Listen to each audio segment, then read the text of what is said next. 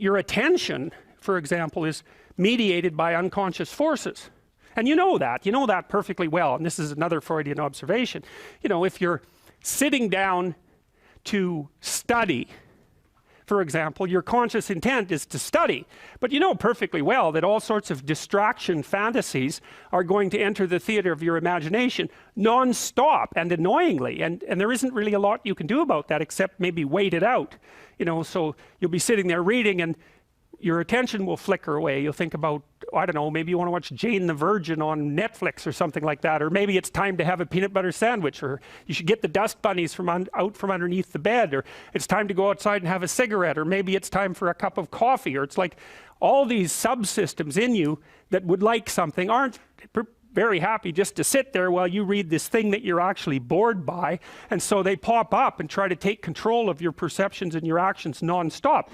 Maybe you think, well, this is a stupid course anyways, why do I have to read this damn paper, and what am I doing in university, and what's the point of life? It's like you can really get going if you're trying to avoid doing your homework, and then you might think, well, what is it in you that's trying to avoid? Because after all, you took the damn course and you told yourself to sit down. Why don't you listen? Well, because you're a mess. That's basically why. You haven't got control over yourself at all. And no more than I have control over this laptop. Okay, so there's the memory function of the unconscious, and there's the dissolutive function. That's an interesting one. The unconscious contains habits, once voluntary, now automatized, and dissociated elements of the personality, which may lead a parasitic existence. That's an interesting one. I would relate that more to procedural memory.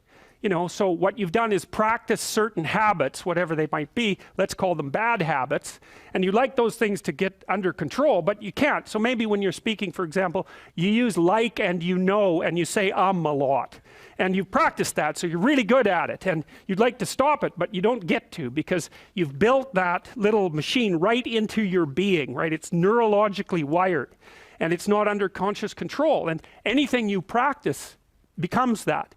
It becomes part of you, and that's another element of the unconscious, a different part. And then there's a creative part, which is that, well, you know, you're sitting around and maybe you're trying to write something, or maybe you want to produce a piece of art or a piece of music, or maybe you're just laying in bed dreaming and you have all these weird ideas, and especially in dreams, it's like, where do those things come from? And even more strange, one of the things that's really weird about dreams, and almost impossibly weird, is that you're an observer in the dream. It's like a dream is something that happens to you. Well, you're dreaming it, theoretically, so how is it that you can be an observer? It's almost like you're watching a video game or a movie, but you're producing it, at least in principle, although the psychoanalysts would say, well, no, not exactly. Your ego isn't producing it, your unconscious is producing it. It's a different thing. It's a different thing, and of course Jung would say, well, it's deeper than that. The collective unconscious might be producing it. It's, in some sense, it isn't you exactly, or it isn't the you that you think of when you think of you. And that's the ego from the Freudian perspective, the you that you identify with. That's the ego. And outside of that is the unconscious. The id, that's more the place of impulses, and you could think about those as the biological subsystems that can derail your thinking, right? And that govern things like hunger and sex and aggression and your basic instincts is another way of putting it. And it's a reasonable way of thinking about it, because these are subsystems that you share with animals. You share them certainly with mammals, you share most of them with reptiles, you share a lot of them with amphibians, and even going all the way down to crustaceans there's commonality, for example, in the dominance hierarchy circuits. And so these are very, very old things, and the idea that you're in control of them is, well, you're not exactly in control of them. And I would say the less integrated you are, the less you're in control of them, and the more they're in control of you. And that can get really out of hand, you know. You can be like with people who have obsessive compulsive disorder, for example, which seems to be, I would say, the dissolutive elements in some sense of the unconscious, the way that it's portrayed here.